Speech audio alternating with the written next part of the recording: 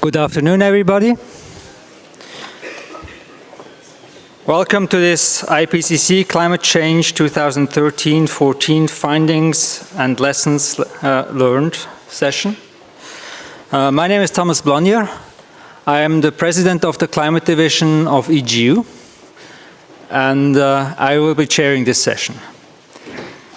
We start with an introduction by Thomas Stocker. Please, Thomas.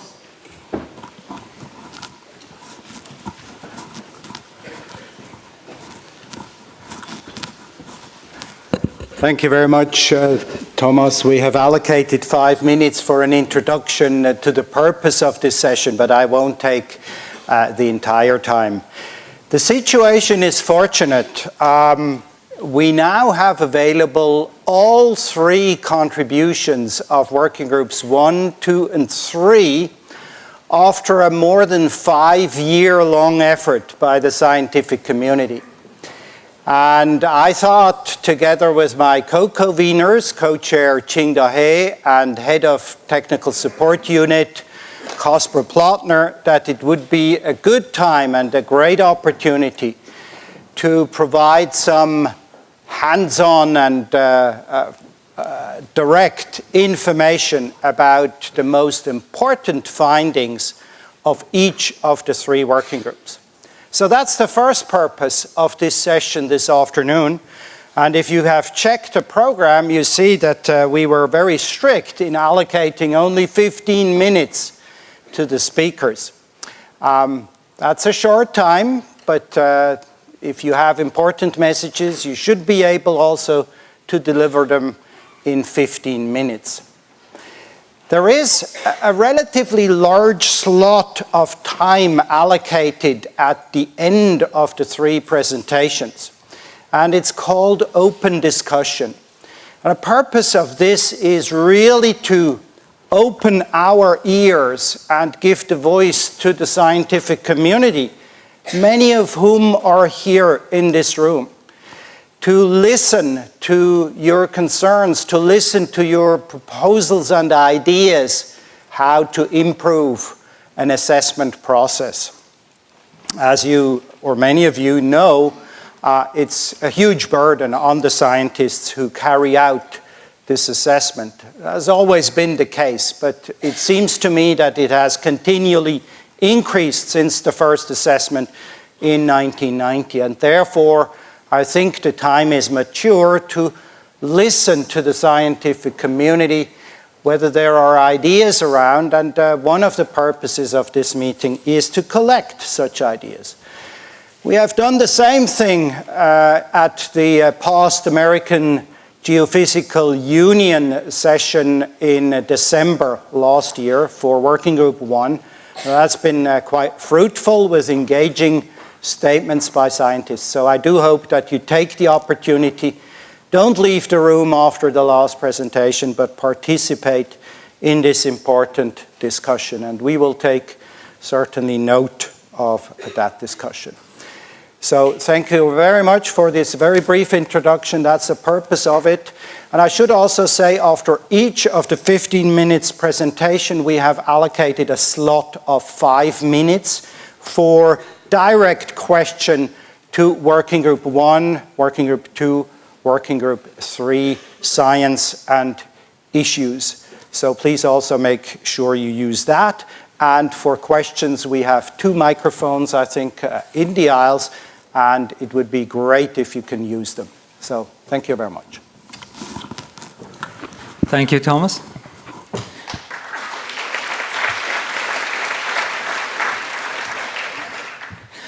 So Thomas is also our first speaker, and although he already spoke, I'll make a small introduction for him. Thomas Stocker is co-chair of the IPCC Working Group 1. He is a professor at the University of Bern in Switzerland and head of the Climate and Environmental Physics Department. He served as a coordinating lead author in the 3rd and the 4th assessment report of the IPCC, and was elected co-chair of Working Group 1 for the IPCC 5th Assessment Report in 2008. Thomas's research encompasses the development of climate models of intermediate complexity modeling past and future climate change and the reconstruction of the chemical composition of precipitation and greenhouse gas concentrations based on ice cores from Greenland and Antarctica. Please, Thomas. Thank you very much. It's a great pleasure to see such an interested audience here in this room. I'm giving this presentation on behalf of the co-chair of Working Group 1, Ching Dahe, who can't be here, and the head of TSU, John Kasper-Plottner. But I'm also giving this presentation as a tribute to the 259 coordinating lead authors and lead authors who have dedicated a lot of their time during the past 4 years to carry out the assessment by Working Group 1 on the physical science basis of climate change. And I should also be complete by mentioning and acknowledging the contribution of over 800 contributing authors. These are individuals in the scientific community who provide additional crucial information, provide perhaps a figure, look over a paragraph, do a targeted review. So many people have to be acknowledged at the end of this assessment cycle. This is the team who has followed us over the past 4 years. We have produced 14 chapters in Working Group 1, and an important element of our contribution is also the Atlas of Global and Regional Climate Projections.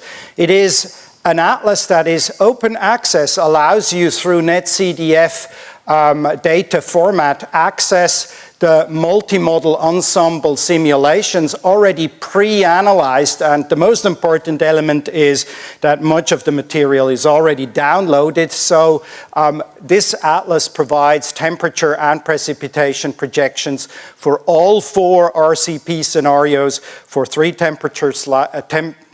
temporal slices, and most importantly for 37 regions of the world. So this is an important element of our assessment. The assessment comprises over 1 million words. Nobody reads from cover to cover 1 million words, except perhaps for the co-chair, but at the last draft I haven't managed even myself, and Kasper also read from front to back. That's why we also summarize the whole thing. For those who should receive the message, the policymakers, we have created a summary for policymakers, which is a condensation to 14,000 words roughly. But one of the most frequent criticism that I have received in the preparation of the scope and the structure of the 5th assessment is that these summary for policymakers tend to be too complex and too long. And that is why we have added for the first time a further distillation step, real condensation of the messages of our assessment into 19 headline statements, all of which print on less than 2 pages. So now I can say without any embarrassment and without blushing to every policymaker, there is no longer an excuse not to have time to read our major messages, and there is no excuse not to understand them. Our report is based on 3 pillars which deal with the observation of climate change, and the basis millions of observations, measurements across all components of the climate system.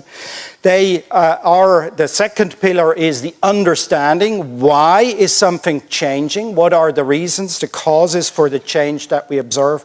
And finally, the most policy relevant element of our assessment is, of course, the climate change projections. From these 3 areas of the Working Group 1 component and contribution to the 5th assessment report, I would like to show you in the short time a few highlights.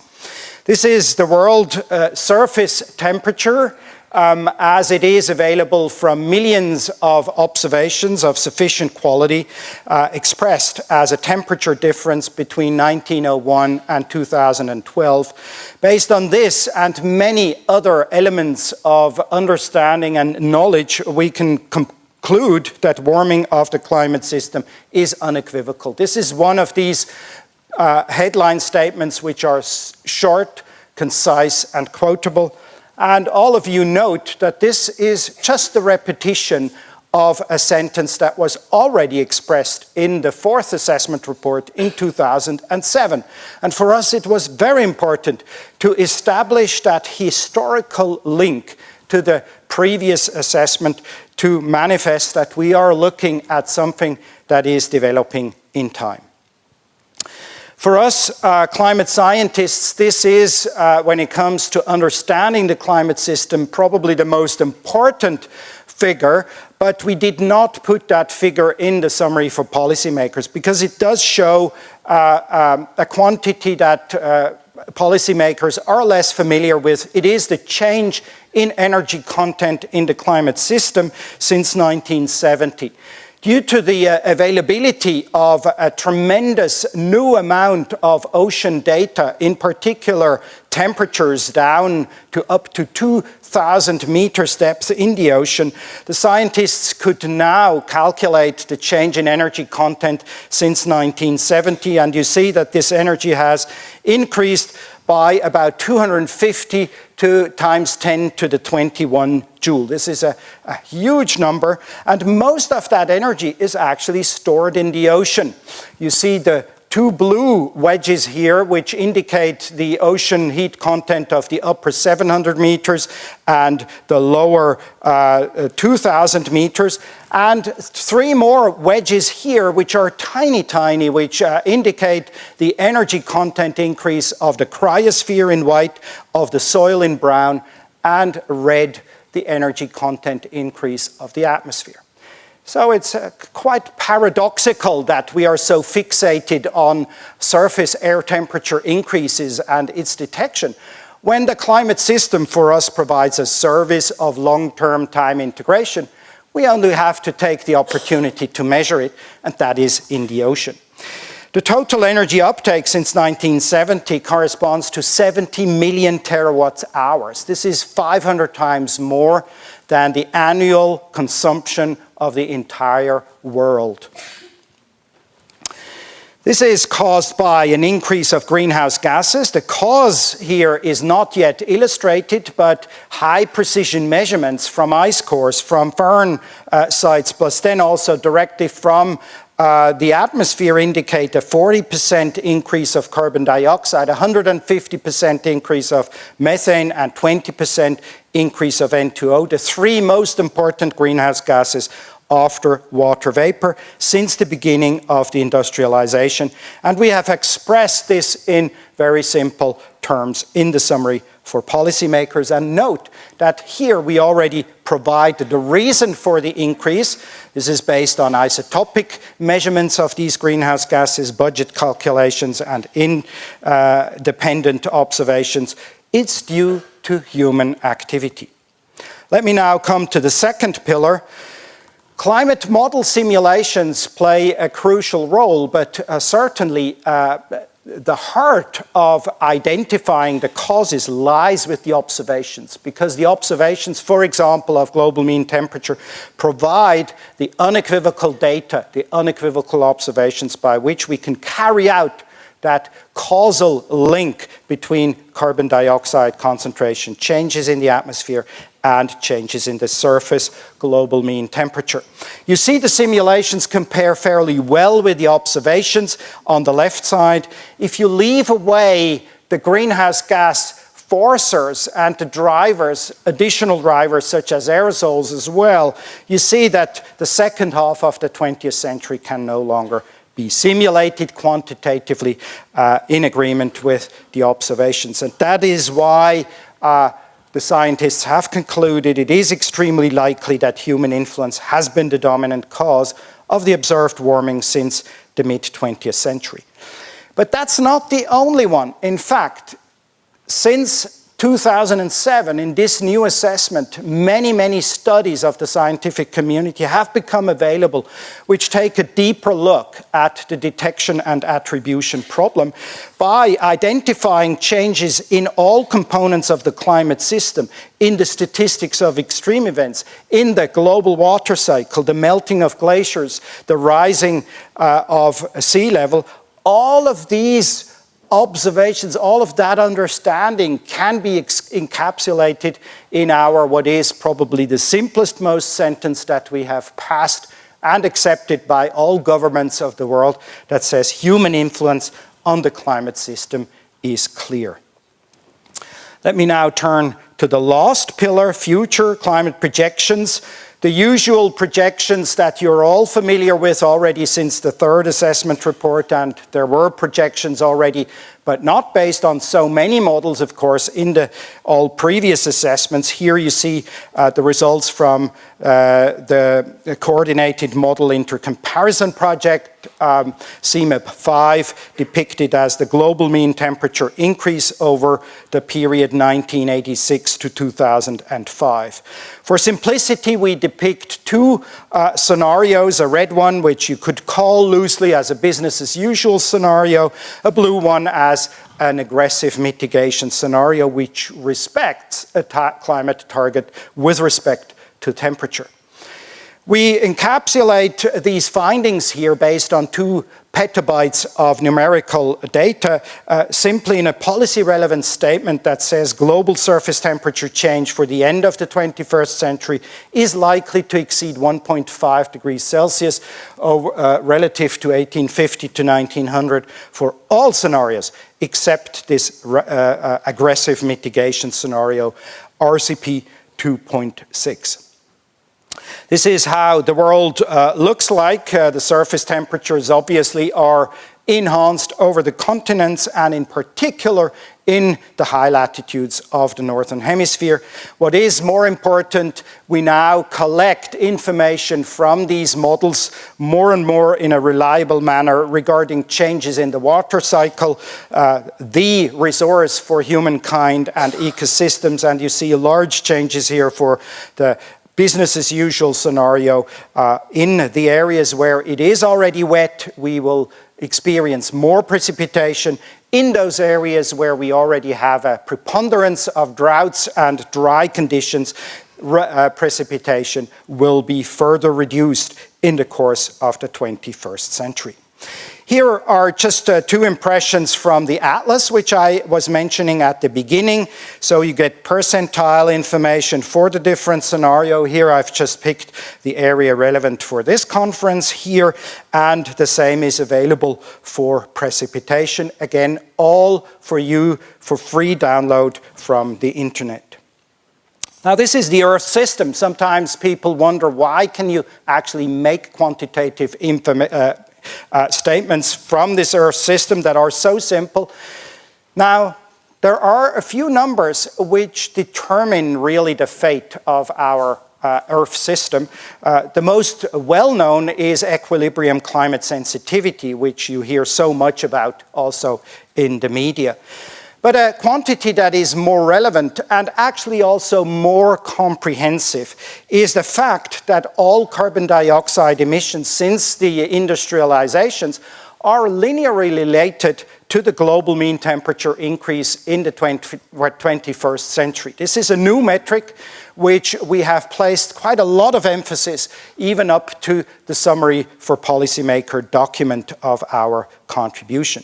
It's called the TCRE, and it's a transient climate response to cumulative carbon emissions, and its significance lies in the fact that this number combines physical processes that are also described by TCRE alone and the equilibrium climate sensitivity with the carbon cycle dynamics, because it informs us how this carbon is distributed in the climate system, in the atmosphere, in the terrestrial biosphere, and in the ocean.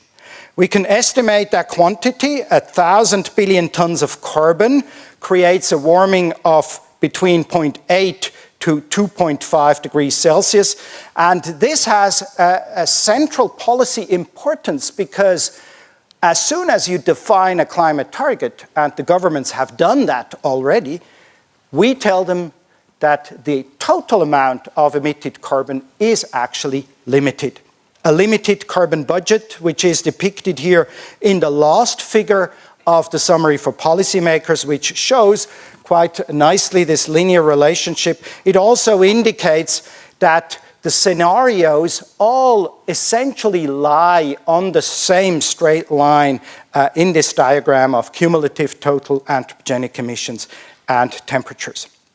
The policy relevance is indicated by a person who asks, well, how much carbon can I emit in total to respect the 2-degree target? And you can read off this graph based on the currently available model simulations that this amount is about 790 billion tons of carbon. Here I just recall that associated headline statement, and just to close here, I put along one another the 2-degree world as simulated by the massive mitigation scenario in the left column. This is a world that is different from today. We have to adapt to these changes, but the world resulting at the end of the 21st century from a business as usual scenario with a global mean warming of more than 4.5 degrees Celsius will be a fundamentally different world, as you can see from the temperature changes, and more importantly, as you can see from the precipitation changes. By putting these columns next to one another, as we have done in the summary for policymakers, we actually provide to the policymakers the important message that we have a choice today. We scientists talk in scenarios, but obviously somebody, some community has to make the choices. It is the global community. Let me close here with a small advertisement. All the material is available on this site, www.climatechange2013.org. And we've also made a few products that hopefully facilitate the accessibility of the material. The summary for policymakers is available in 6 UN languages. We also have short fact sheets, sheets that, for instance, summarize all the headline statements, print on 2 pages. We also have a DVD available with all the material so that people in areas where they have unreliable internet can actually access the PDFs easily. We have summary volumes, and these 2 products on the lower left, they are actually available in limited numbers once you leave this room. But please now, don't leave the room to pick them up. They will be ready for you at the end of this event here at 5 o'clock, and there will be more in Geneva. So let me close here. We also have a generic PowerPoint presentation that people can download and use. And finally, we have a little video for those who really have no time to go in any parts of this report. Just look to the video. And with that, I thank you very much. I thank for everything that you may have directly or indirectly contributed. I thank again the lead authors. It's been a great time, a huge effort, but I believe it's been worthwhile. Thank you very much.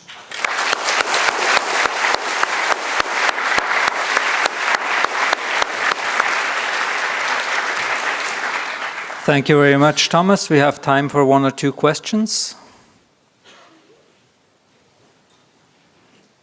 Apparently, I've been very clear. I have one. Yeah, please. That's not the first report. If I remember right, the first report was 1990. Do you recall anything in any of the other reports which was an exaggeration of what we have seen in the last 20 years? There were a few things that obviously, as the science proceeds and as we further our understanding, that have undergone a revision, but I wouldn't call that an exaggeration if you compare it with previous assessments. I just recall 2 of them. One concerns the potential slowdown and shutdown of the meridional overturning circulation of the Atlantic, for which we now have a much better understanding, not the least because, again, there is great observational information has become available in the past 15 years on precisely these quantities. And the second one concerns equilibrium climate sensitivity, which between the fourth and the fifth assessment report, its lower bound has been revised downward by 0.5 degree. And we have basically made the decision for this assessment not to provide a best estimate. It has turned out that this has been like a propeller for the scientific community to increase their efforts in a better understanding of climate sensitivity. But the whole topic also indicated, as I alluded to, equilibrium climate sensitivity isn't really the important and central metric quantity to estimate what lies ahead of us in the 21st century in terms of temperature. It is really TCRE, this transient climate response on cumulative emissions. It's policy relevant, but it's also scientifically much more comprehensive because it includes the carbon cycle dynamics. Thank you. Any other question that comes up? I have one here in the front.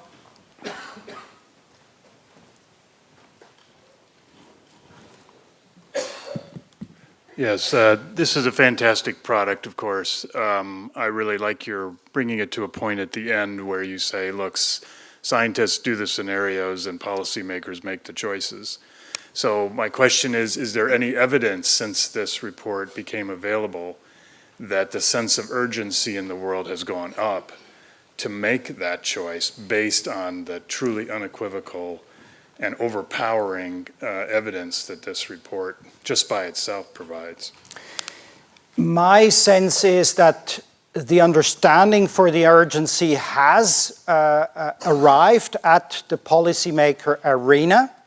That alone does not yet mean that we see some tangible results out of negotiations, but I'm happy to say that some of these headline statements actually made it verbatim into the decision documents at the level of the United Nations Framework Convention on Climate Change. I think we will need to see how the elements of Working Group 2 and 3, which are really fresh, hot off the press, will find their way into these documents.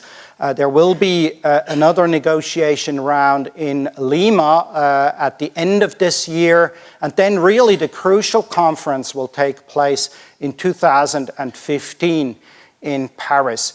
So I think the sense of urgency has arrived, not the least because we have now planted into the brains of the policymakers this concept of cumulative carbon emissions, a limited budget of which we have emitted already more than half, and these numbers are in our summary for policymakers. Thank you very much. We have to stop now. There will be possibility for questions at the end. So we come to our second speaker. Second speaker is Filippo Giorgi. He's lead author of Working Group 2, Impact, Adaptations and Vulnerability. Filippo Giorgi is heading the Earth System Physics section of the Abdul Salam International Center for Theoretical Physics in Trieste, Italy. And from 2002 to 2008, Filippo Giorgi was one of the vice chairs of Working Group 1 of the IPCC. He contributed to all 5 IPCC assessment reports to date.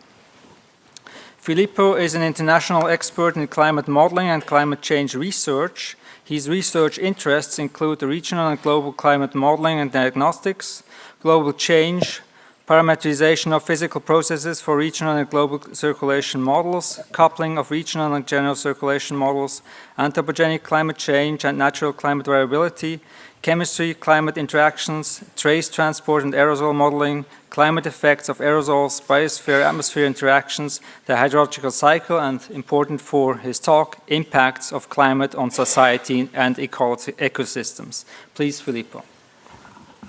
Thanks very much. Let me start by saying that I feel a little strange giving this presentation in some ways, because as you've seen, I'm actually a climate modeler at the end of the day. I've contributed to all of the Working Group 1 reports until the 4th, and this is my first experience with the Working Group 2. You can think of me as a Working Group 1 refugee, if you want. So I was asked by Chris and Vicente to represent the Working Group 2 community, which is an interesting choice, actually. What I will do, I will report the main messages and lessons that we learned from this report. For many things, I will not be able to answer questions. I tell you right away. Please don't ask me questions about adaptation, for example. Thomas, when he contacted me, he told me that I could use this time to also have my own considerations about the process. So I will spend the last 2-3 minutes on that. So this is the Working Group 2 report on impacts, adaptation, and vulnerability. This is a huge report. Among the three is the biggest one. It's composed of 2 parts, 2 volumes, 30 chapters, as opposed to the 14 in Working Group 1, 308 authors from 70 countries, and about 50,000 review comments. So it was really a huge endeavor, and especially from my perspective, I was extremely impressed by how Chris and Vicente handled this very varied and large community. The first aspect of the report, the summary for policymakers, was approved at the end of March. So it's, as Thomas said, right off the press, is on observed impacts. Let's say this is the first pillar for Working Group 2, using Thomas's words. And this is the main message here. Of course, I cannot go through all this, but the main message is that we are already seeing now the impacts of global warming and the climatic changes that are associated with global warming. In particular, I would say from the Working Group 1 perspective, the increase in extremes, both dry and wet, on a wide range of sectors, on natural ecosystems, and pretty much you can see that this is actually happening everywhere. I don't think you can see the map in the background, but there is actually a map. Believe it or not. I don't know why you can see it, actually. I can see it here. Sorry about that. But anyways, there is a map in the background, and what you can see is that you have, actually, there have been detected in the last decades impacts on all these sectors. These are a couple of examples. This is impacts on ecosystem behavior. This is the statement that you will find on the summary for policymakers. Many terrestrial, freshwater, and marine species have shifted their geographic ranges, seasonal activities, migration patterns, and species interactions in response to ongoing climate change. And there are many examples. Another one is effect on a very important sector, food production. As you know, climate change in some areas of the world might actually improve production. In others will definitely worsen it. On a global sort of balance, you can see that the worsening of the situation is much more dominant than the small areas where things may be helped by at least the climate change that we have seen so far. So we are definitely seeing these impacts already happening. The second pillar is the vulnerability and exposure. I mean, do these impacts have any, effect on humans? And of course, the conclusion is that they do. For example, impacts from extremes such as heat waves, droughts, floods, cyclones, wildfires. Are very strong on, as you very well know, on many human systems and natural ecosystems. The other big issue that has been sort of addressed in the report is that we should not see, of course, climate change in isolation for other stresses. The Earth system should be really seen as a whole. And society is an integral part of the Earth system, so it's not just a climate issue, but the stresses associated with climate change have to be compounded with many other stresses, especially in poorer countries, and can in fact exacerbate these other stressors. Then adaptation. As I said, I'm not at all, and I never worked in the area of adaptation, but this is the main sort of message from the adaptation component of the report. And essentially the message is that people are actually thinking about adaptation. Thomas said that people are actually realizing that climate change is happening, that it is an issue that we cannot just kind of, ignore. To say the least, we should adapt to what will be some inevitable climate change. And in fact, as it said here, many adaptation experiences are accumulating in many regions. And actually, they're starting to making it into government plans. Although, to date, the conclusion is that the implementation of these adaptation policies is still very, very limited. But in the report, you will see many examples where adaptation policies have actually made it into development plans. Probably have to hurry up a little bit. Now we go to the future. Of course, we already seeing the impacts of maybe about 1 degree global warming. If climate is going to warm by another 1, 2, 3 degrees, all the impacts that we have seen are going to become more severe and pervasive. This is sort of illustrated by this figure. Thomas has already shown you this one. There's sort of the range, minimum, maximum, sort of expected projections of global warming. And this is sort of estimates of how different aspects of the socioeconomic systems and natural ecosystems are affected as you go up in your global warming. Of course, you go from very moderate risks in the case of the low-end scenarios to very severe and important risks. There are some examples. Again, this is again, the effect on crops. Unfortunately, again, I don't think you can see some of the colors. At least you can see the top bar. So there is a color here. What this is saying is that, in the near future, maybe there will be some areas that will benefit from, maybe a little bit of warmer conditions or wetter conditions, and some areas that will be damaged. The damaged areas are a little bit higher, more extended, but as you go up and you get more warming and greater change in the climate system, you can see that the blue areas, so the positive impacts become smaller, and definitely for very extensive warming, you actually have very large impacts, at least on food production. So as Thomas said, we do have a choice. This solution or this solution. There are many, of course, other examples.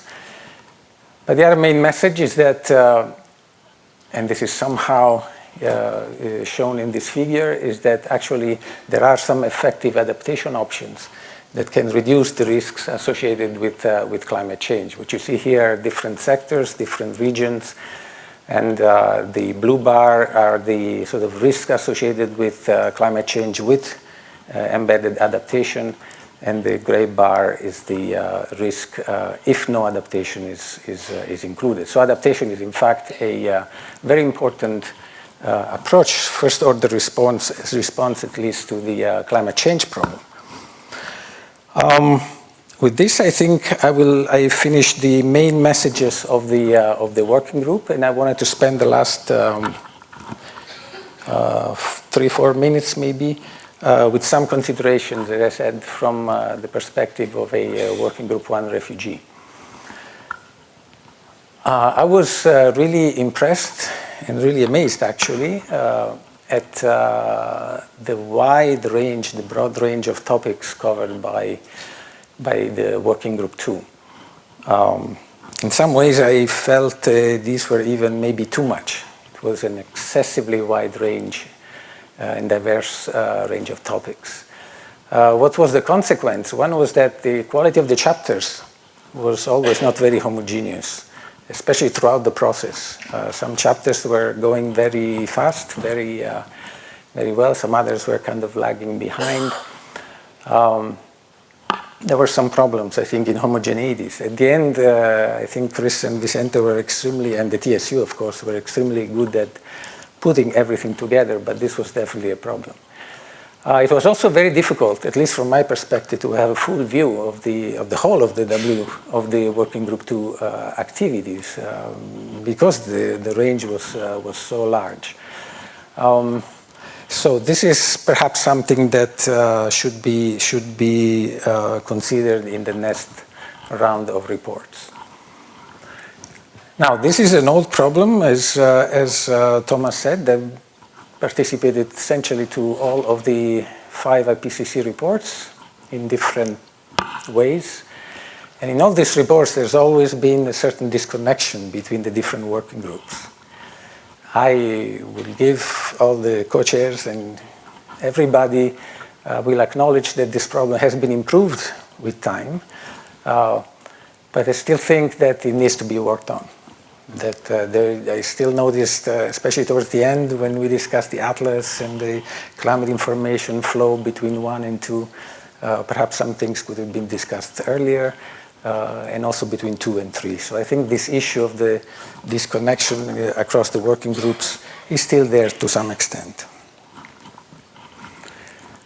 Now, this is, I think, a very important problem. Whether the future IPCC reports should keep the same format of having, 1 science, 2 impacts, 3 socioeconomic consequences.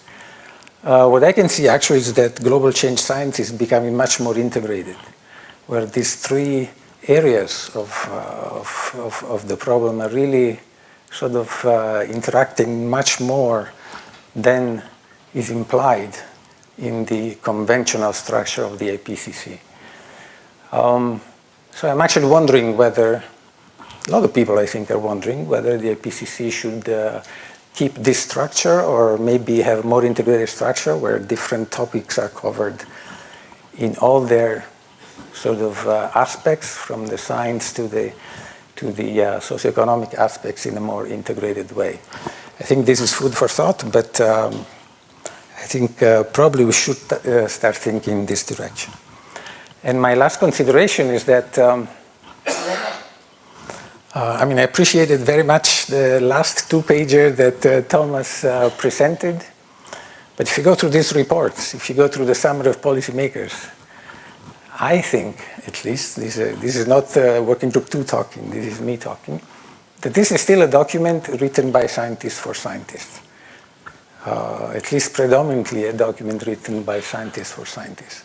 I tell my students to, first thing they should read is the IPCC report, because science, the whole science is there. But I think we have to think, what is the real aim of IPCC? If the real aim is to be society relevant, perhaps we should, again, and this kind of goes into the first point, the previous point. Maybe we should start thinking more in terms of who we are producing this information for, and to incorporate the, I call it the end user, you call it policymaker, whatever, perspective really needs to be integrated much, much better. I can see that now the process is a little bit sort of top-down, meaning, or top-down, from science to, it's one way in some ways, and I think we need to have a more integrated approach that takes into consideration this, the end user perspective much better and much earlier. And I think with these last words of wisdom, I thank you very much for your attention.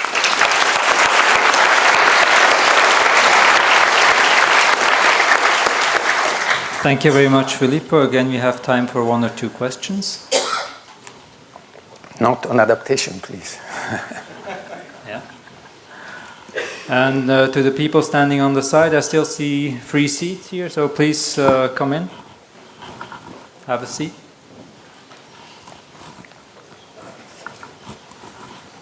If there's no burning question, then I suggest we move on and take then questions in the end.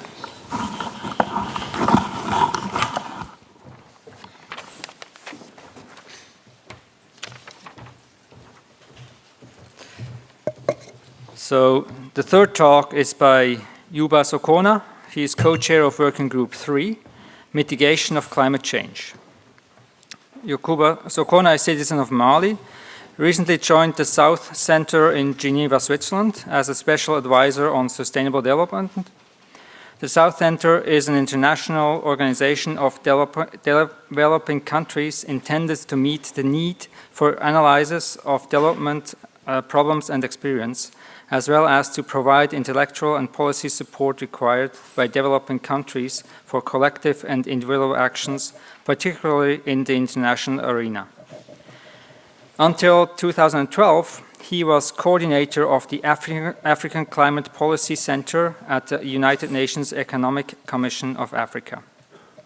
Prior to leading this center, he was the executive secretary of the Sahara and Sahel Observatory in Tunis, Tunisia. Yuba Sokona's focus is on the energy, environment, and sustainable development nexus, and he has broad experience in the African context in policy development. He has published several books and articles on the issue of energy, environment, and development with a focus on Africa. Please. Thank you. Good afternoon. It's a real pleasure and honor for me to be here and then to present some of the highlights of the Working Group 3 contribution to the IPCC Fifth Assessment Report. I am just about to recover from the marathon of Berlin last week. Let me just start by saying that the contribution of Working Group 3 is three main documents: one summary for policymakers, one technical summary, and the main report that is in 16 chapters. And 235 authors and 900 reviewers have contributed to the process, and more than 2,000 pages of document in the main report. Close to 10,000 references has been cited in the report, and we got more than 38,000 comments, and all the comments has been addressed by the authors. The greenhouse gas emission accelerate despite reduction effort. Most emission growth is CO2 from fossil fuel combustion and industrial processes. As you can see it's mostly the CO2 is the main gas, and during the last decades, from 2000 and 2010, the growth of the emission has been much more higher than the precedent decades. And then the growth rate, the last decade, is 2.2% per year, while in the previous 3 decades is 1.3 decades. And mostly the emissions from the energy, the cement production, and then the gas flaring has been the main emitter of the CO2. And the CO2 emission from fossil fuel combustion are known within roughly 8% of uncertainty, while the case of forestry and other land use change is above 50% of uncertainty. And the greenhouse gas emissions rise with growth in GDP and population. Population and GDP and economic growth has been the main driver of the emission. Long-standing trend of decarbonisation of energy reverse. And then outpassing also emission reduction from improvement in energy intensity. And then without additional efforts to reduce GHG emissions beyond those in place today, emission growth is expected to continue. And then we need really, as that has been already indicated, to reduce drastically the emission from their current level. And there are multiple scenarios with a range of technological and behavioral options with different characteristics and implications for sustainable development that are consistent with different levels of mitigation. And then we gather all the scenarios, mitigation scenarios, from the most aggressive, that is in the range of RCP 2.6, to less aggressive RCP 4.5, lesser aggressive RCP 6, and business as usual, and RCP 8.5. And then all indicated that without mitigation, global mean surface temperature will increase by 3.7% to 4.8% over the 21st century. And the majority of the scenario reach long-term concentration between 430 to 480%, 480 ppm CO2 equivalent are likely to keep temperature change below the 2 degree. And then the 2 degree, and then there were only limited scenarios that look at concentration lesser than 430 ppm, that's 1.5 degree world. And mitigation requires major technological and industrial changes, including upscaling of low and zero carbon energy. And then as you can see it, from different level of concentration, there is a different need of upscaling low carbon energy share of the primary energy, from the most stringent mitigation to a lesser mitigation effort. And delaying mitigation is estimated to increase the difficulty and narrow the option for limiting warming to 2 degrees. It means that the more we wait, the more difficult the option we have. We have many limited options, the more we wait. It's important to start stringent mitigation as soon as possible rather than delaying the mitigation, as that can be seen in those different options. And from 2030, and estimate for mitigation costs vary widely. Reaching 450 ppm CO2 entails consumption losses of 1.7% by 2030, 3.4% by 2050, and 4.8% by 2100 relative to baseline. And this is equivalent to a reduction in consumption growth over the 21st century by about 0.06 percent point a year. And that means if we have a growth rate of 3%, the real growth rate will be 2.96% a year. Cost estimates exclude benefit of mitigation, such as reduced impact on climate change. They also exclude other benefits, improvement, for instance, of the local air quality. And cost estimates are based on a series of assumptions. And then some of the key assumptions is that all the country, whatever they are, will begin to mitigate immediately. And then they all introduce a globally uniform carbon price, GHG emission price, and then they all allow the use of all key level of technologies. And those are some of the basic assumptions on those cost estimates. And there is a number of mitigation. Mitigation also can result in a large co-benefit for human health and other societal goals, such as energy security, such as air quality, ecosystem impact, welfare gain. And there is also some side effect, but there is much more co-benefit associated with mitigation in different parts of the world. And particularly in the case of developing countries, that is the health issue, and then the air quality, indoor and outdoor air pollution. And mitigation requires changes throughout the economy. Effort in one sector determine mitigation effort in the other sector. And then from the baseline scenario, looking at the different sectors from the transport, building, industry, energy sector, and then the role of biomass and afforestation is very important. And then as you can see it, comparing those two different aspects where we have CCS, the carbon capture sequestration, and then where we do not have CCS, the carbon capture sequestration with biomass plantation, it's very important, the role of biomass in effort that's related to different sectors. And cross-sectoral mitigation also is much more efficient and cost-effective than sector-by-sector approach.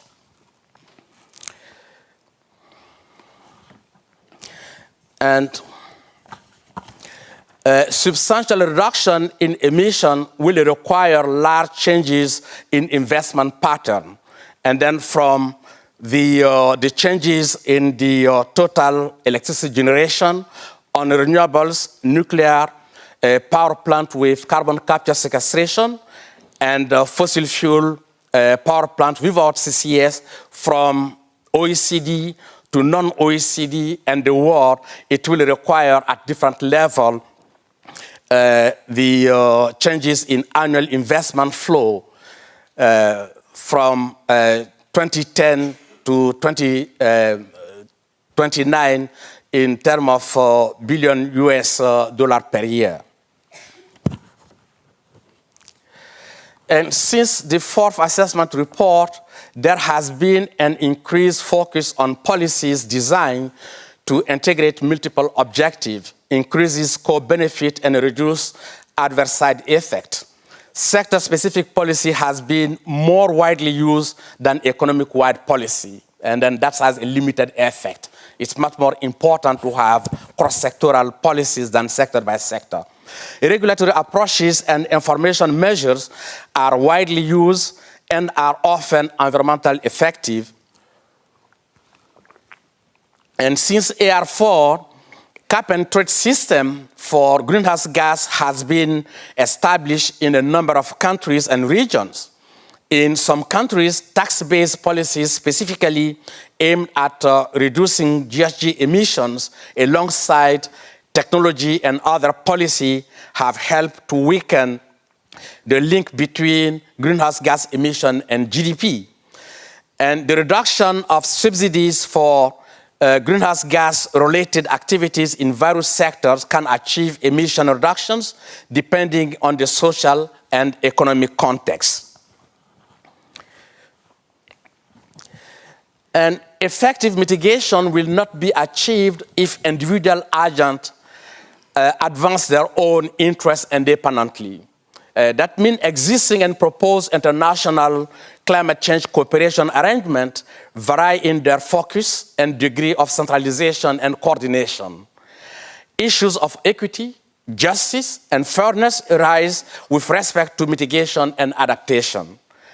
And alongside that is a collective action that is required, but we have to have in mind that in the collective action, justice, fairness, equity are important components.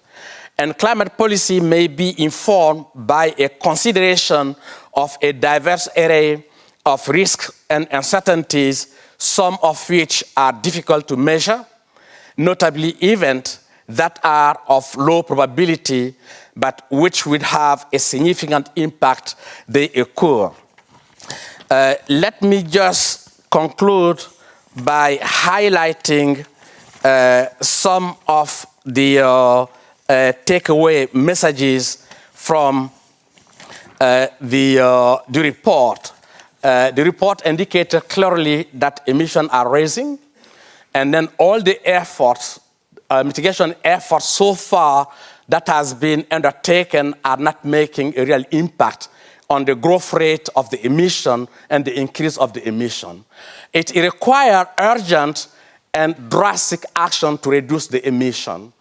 And then the more we wait, the more costly it will be, and our limited option will be very limited.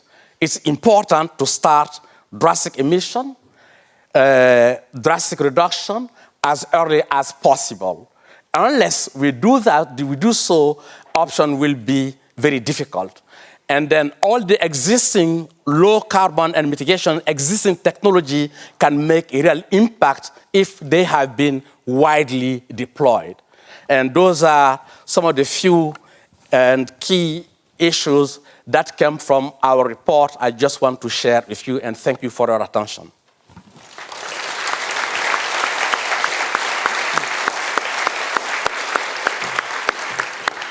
Thank you very much, Yuba. Are there questions directly to Yuba?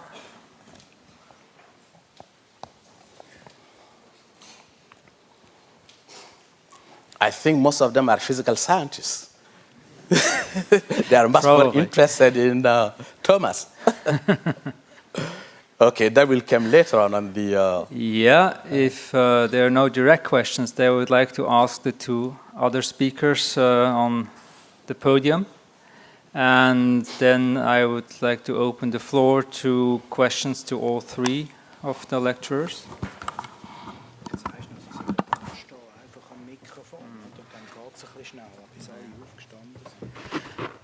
You have to come to the microphone, and I would encourage people just to make a queue, and then we take it one after the other.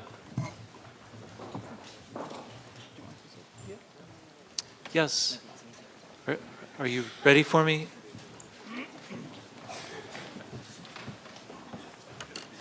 Okay.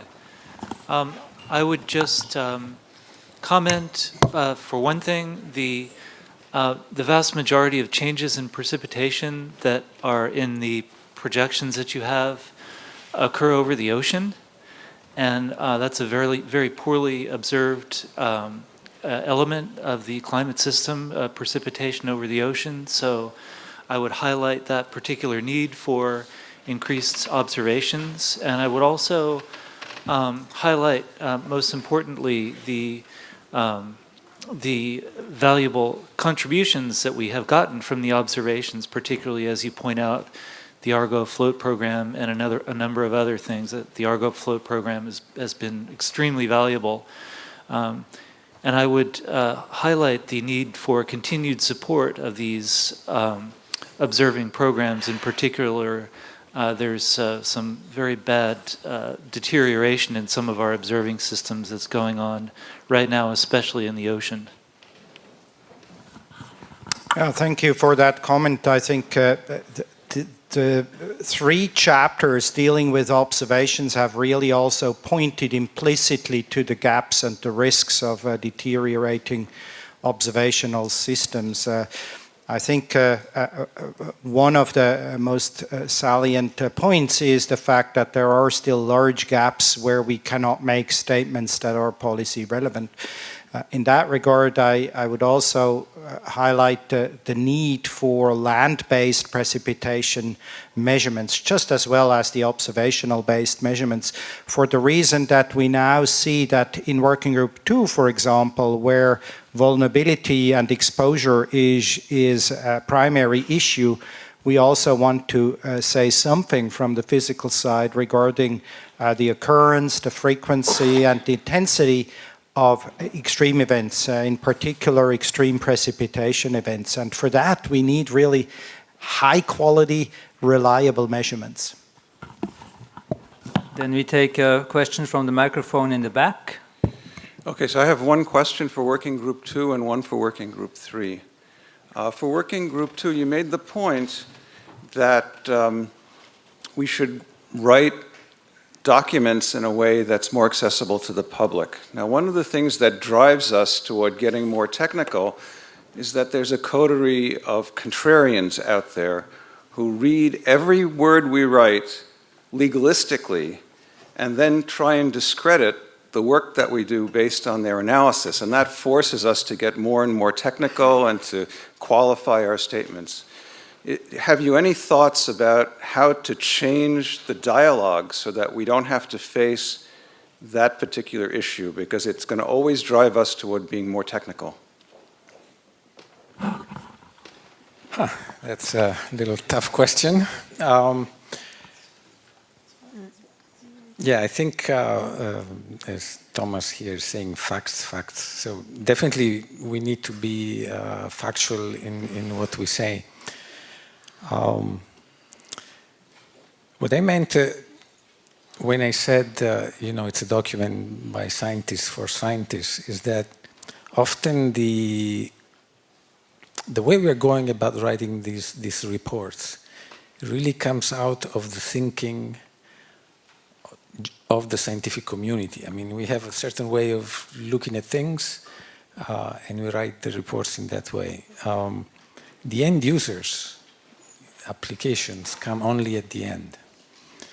I feel that I've been in several European projects where, we talk about climate services, we talk about using the information and so on, and very often we are in a position that, we do all our climate model runs, whatever, and then when it comes to people using them, they say, oh, well, this is really not very relevant information. If we had known that from the beginning, we probably would have done things in a different way. So what I meant is not so much how you write things, because I think these 2 pages, for example, are incredibly useful, but how we think about going about these reports. I think the input from the end users from what is actually needed need to come very early in the process, at least more than I think it's happening now.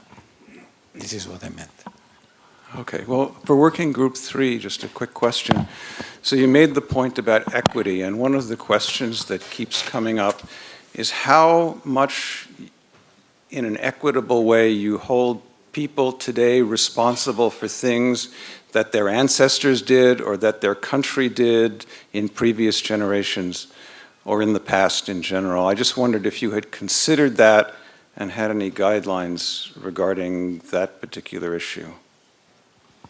I think this question has been addressed in one of our framing chapter, chapter 3 on economic, ethics, equity, and then chapter 4 on sustainable development and equity aspect. And then how it has been approached dealing with different issues, including the climate, because there were a lot of literature since the AR4 on those different aspects. And then how that be translated to decision, this is up to policymakers. And then we highlighted in the report that we need to have a drastic reduction. It's important.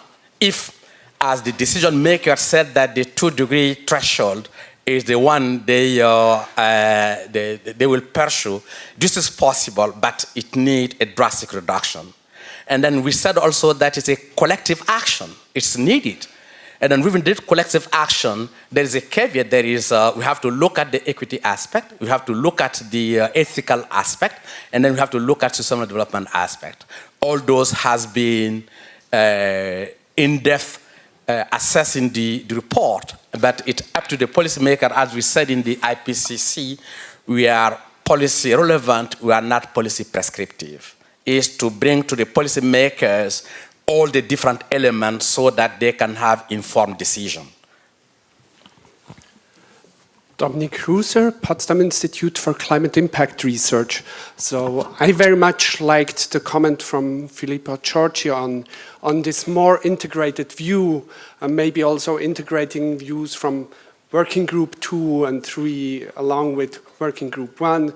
So for example, what are synergies between mitigation and adaptation, or how does it all affect the well-being of people?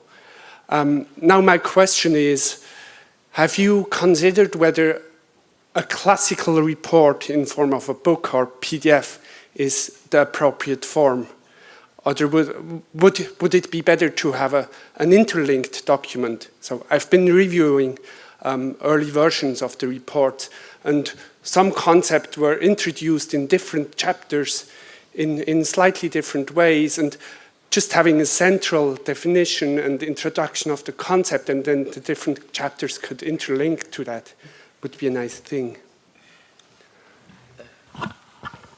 maybe I can say that we go a little bit towards what you suggest, and that is envisaged with the synthesis report, which is the fourth and combining element of the 3 working group contributions.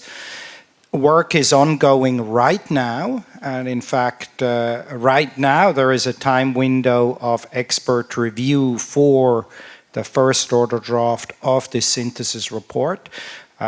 We should be, however, precise. That review is not, the focus of that review is not to basically review the statements and science that has been assessed in the individual working groups, but rather review the way how things are combined in terms of balance and presentation. So this is a product where we try to weave together the different findings from the 3 working groups. But I'm very much aware that this is only a very short step or distance along that path that you outline. Yeah, if I can add something to this. I mean, the synthesis report is there, but in some ways it's just synthesizing the 3 things together. I think the approach, as you say, should be a bit different. Take the example of water, okay? So we have working group 1 talking about how water, you know, how the rain will change or whatever, then working group 2 talking about water, working group 3 talking about water. If you want to have a view of the problem of water, I feel that the way things are now is not that easy, an integrated view, because water is not just what's coming out of the sky. So maybe for the future, some ideas have been going around, at least I heard, is to have thematic reports rather than 1, 2, 3 reports, or now there are, you know, similar to what now are special reports. There was one on water. There was one on water. Yes, you know, of course. But other issues can be approached this way. This is what I meant, to try to really view these things in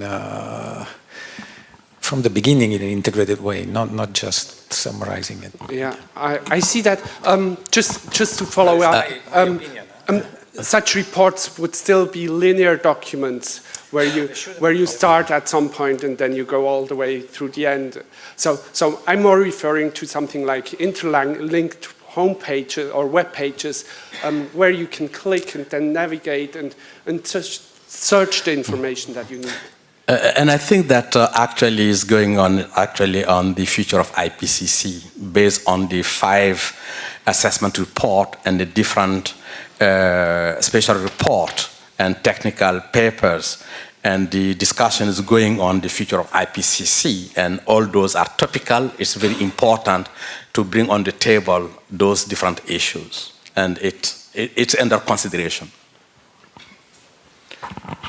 Perhaps one last remark on this question, because I believe it is an important topic.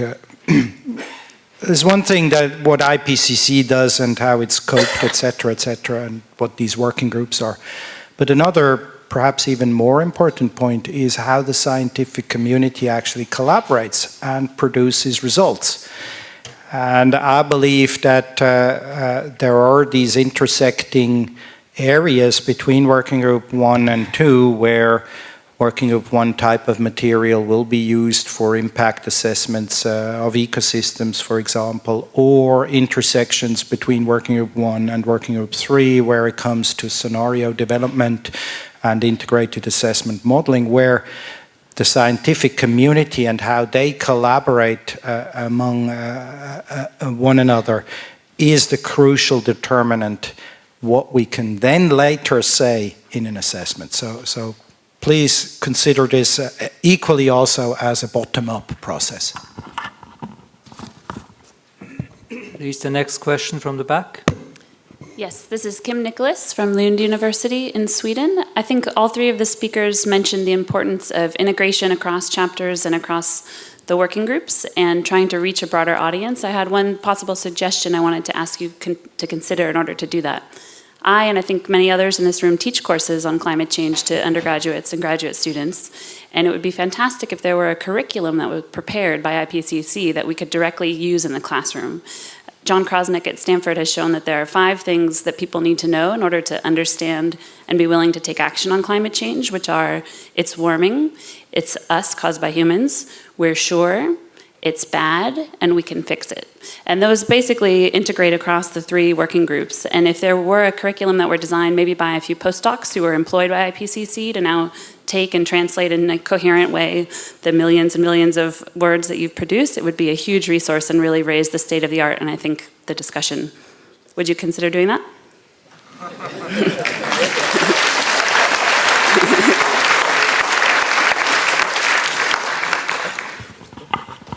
In an ideal world, we would, but the world is not ideal. The funds are limited, but there is another little problem with that suggestion.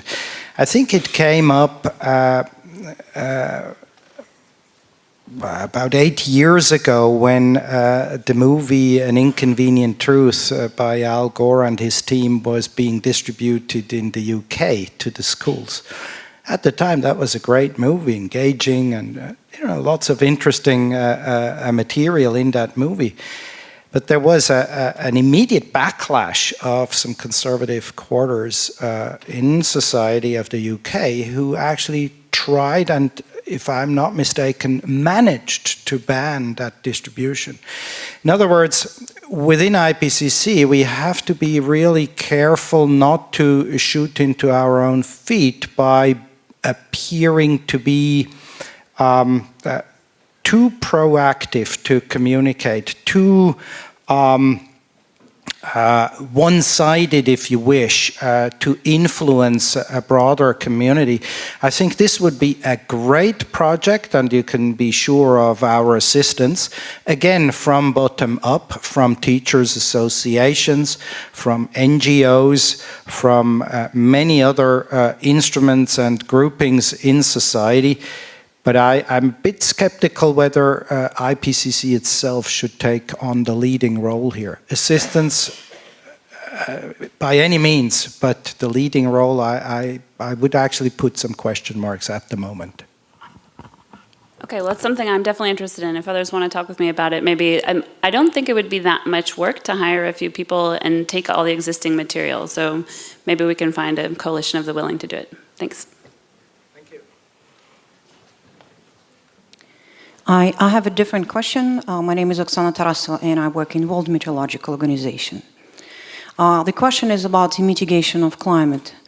You have presented in your presentation several scenarios, and the scenario 2.6, which offers you the opportunity to live below 2 degrees world, supposes that CO2 equivalent should be between 430 to 480 ppm.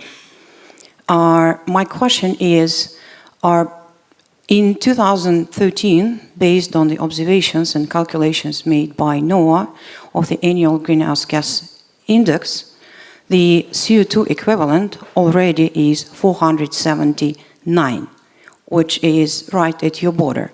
What kind of negotiations you could do to actually get below your 2 degrees, because actually the increase of the CO2 equivalent is 3 ppm per year, and we are in the middle of 2014. So we are already out of your scenario. And next negotiation possible is in 2015 at a COP, which means that you will be far above of that scenario. Does it make sense to present those scenarios if they don't make sense? I think we are not defining scenarios. We assess existing scenarios. And then we assess 900 scenarios that look at different options, their possibilities. And then they indicate it's possible to do it under certain conditions. And then provided those conditions are there, because we will not be able to do it unless we have carbon capture, sequestration, and bioenergy with afforestation. Those are with negative emission, it can be done. But this does not mean under different conditions. That means there is a number of uncertainty related to that. is also in the report. It said it can be done under a number of conditions, and then it can be done if we start a drastic emission reduction now. That can be done. And then it's possible to do it. It is not completely out of radar scenarios. And this is clear what we said. But there is condition attached to that. If we gather all those conditions, there is a possibility. It is not completely foreclosed. So, just to be clear, this means that from next year we have to stop all emissions and start pumping up CO2 from the atmosphere. But this is up to, because the question has to be directed to the policymakers, and then what we did is only to lay down the different possibilities based on what the science tells us, what the literature tells us, and then we put all those together, the information together, and then we provide that to the policymakers. It's up to the policymaker to take the decision if they really want to look at those options. And then we indicated also in the policy arena, some are discussing about 1.5 degrees Celsius.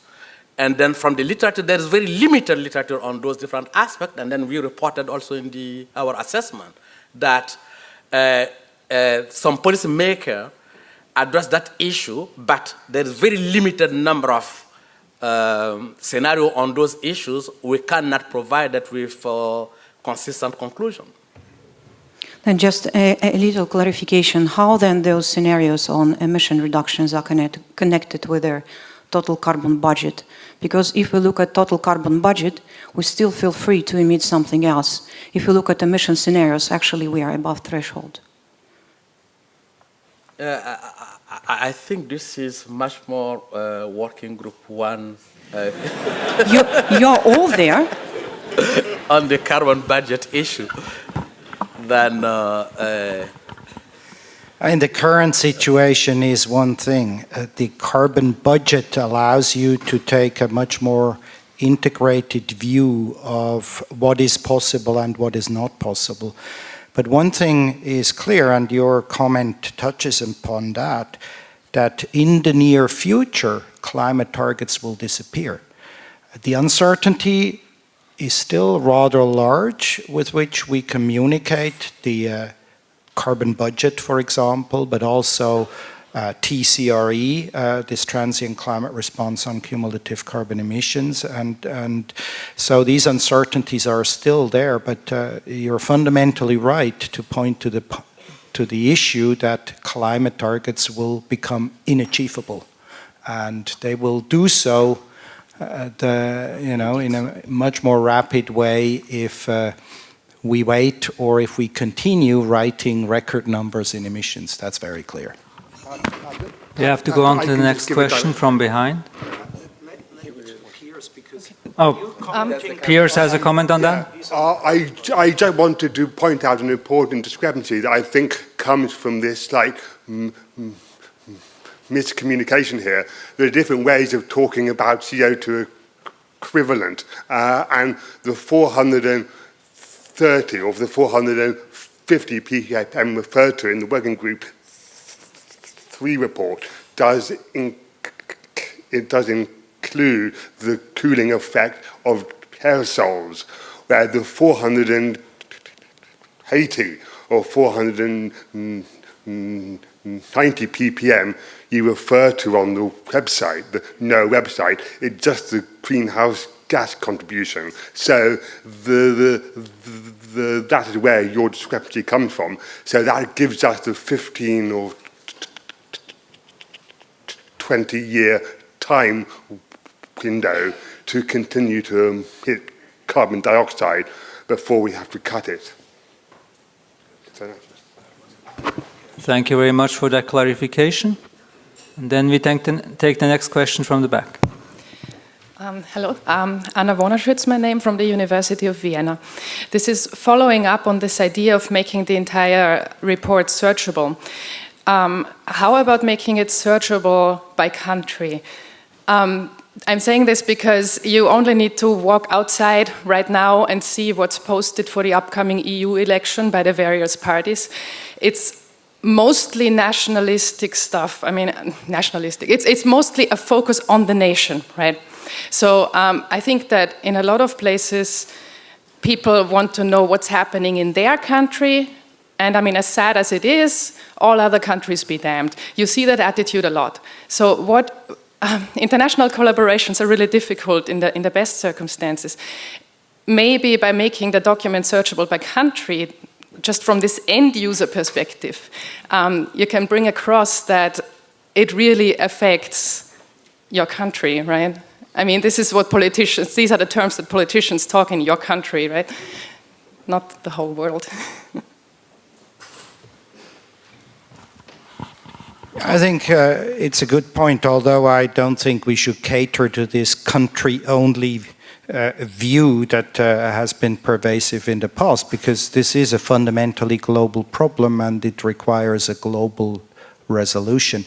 But there is obviously information on a more regional level. I've mentioned the Atlas that allows policymakers and users to really look at their region, look at their country. I should say, from a Working Group 1 perspective, there is very little literature that actually focuses on an individual country. It's starting now that countries actually take the scenarios, use downscaling, and produce reports regarding the scenarios and the implications in their country. So Switzerland is a good example for that. I think there are a few other countries that do the same thing. The US and I guess the UK has done that.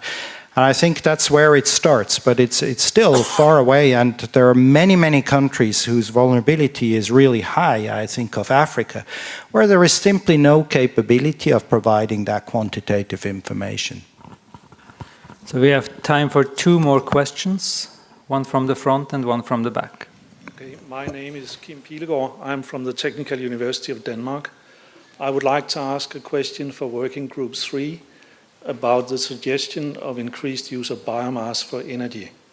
So, as I see, you want that to increase quite a lot, which probably will mean that we have to grow biomass for energy purposes. That will also include the extra use of fertilizer and probably make the net greenhouse gas balance for these systems negative, so they will emit greenhouse gases. You also suggest that we combine that with CCS, which is very energy demanding. So I would just like you to elaborate a bit on that suggestion.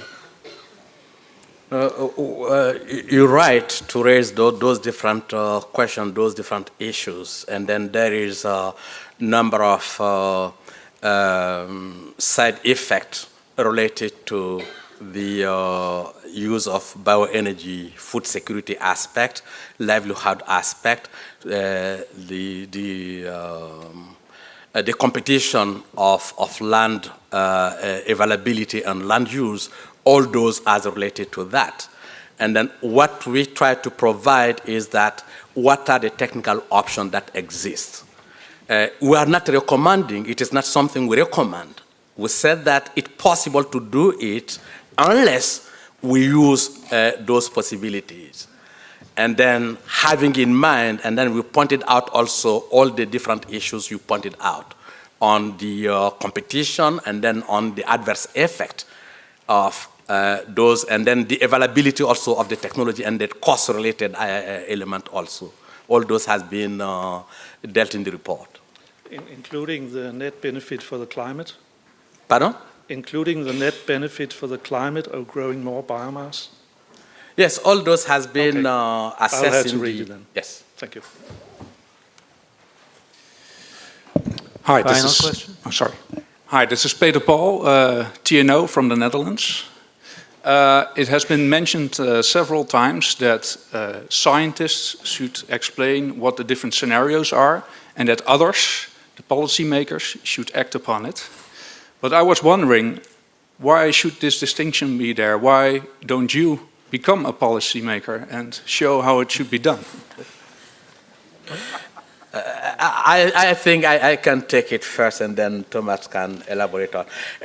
You know, IPCC is an intergovernmental process. It's intergovernmental. It's driven by government.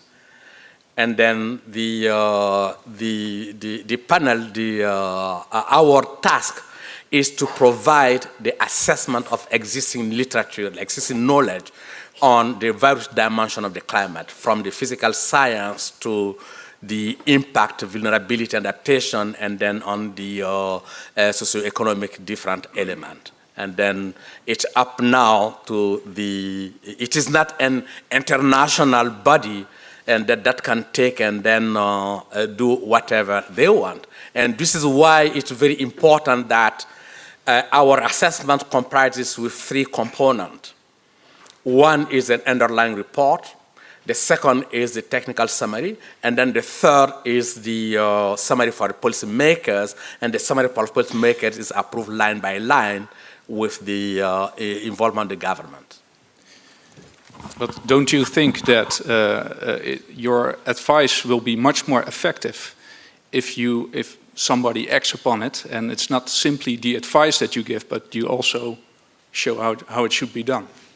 Start a party or something. Yeah, I can see where you're coming from, but I do think, and I agree with you, Bosokona, that the separation of scientists, those who generate the information and those who act on this information, that separation is actually a very healthy one, because there are many instances where a conflict of interest can arise.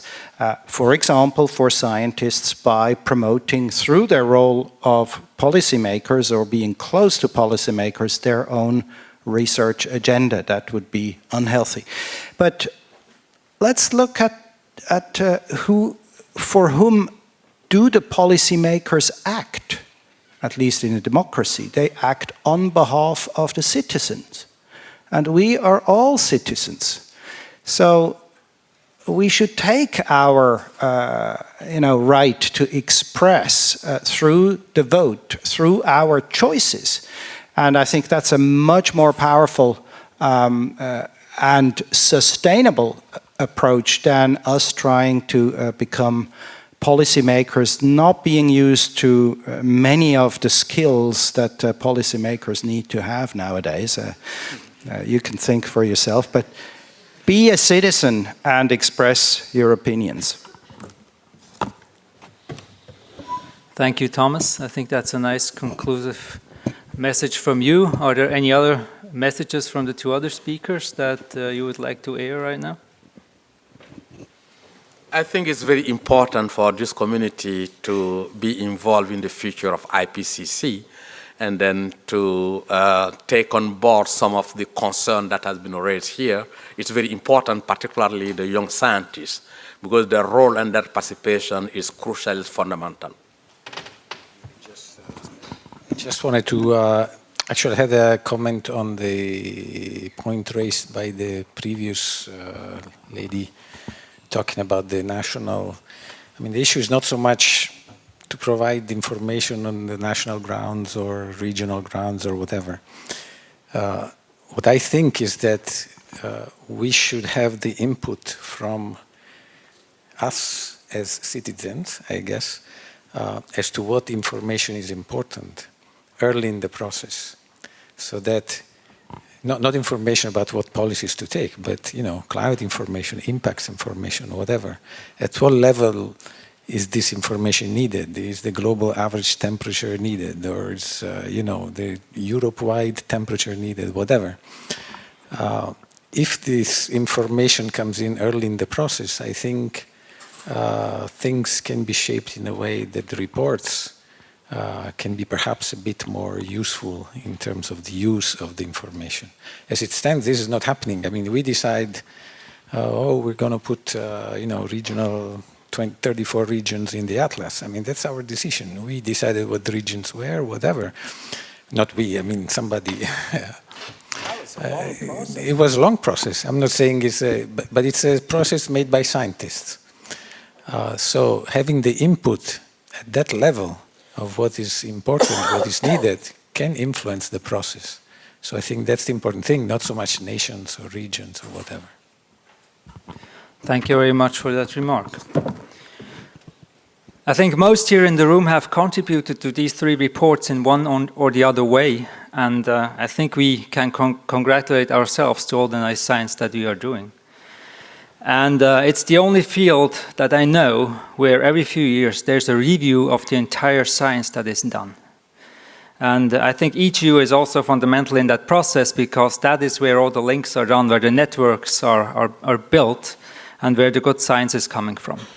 So with those words, I would like to thank the three speakers and conclude the session.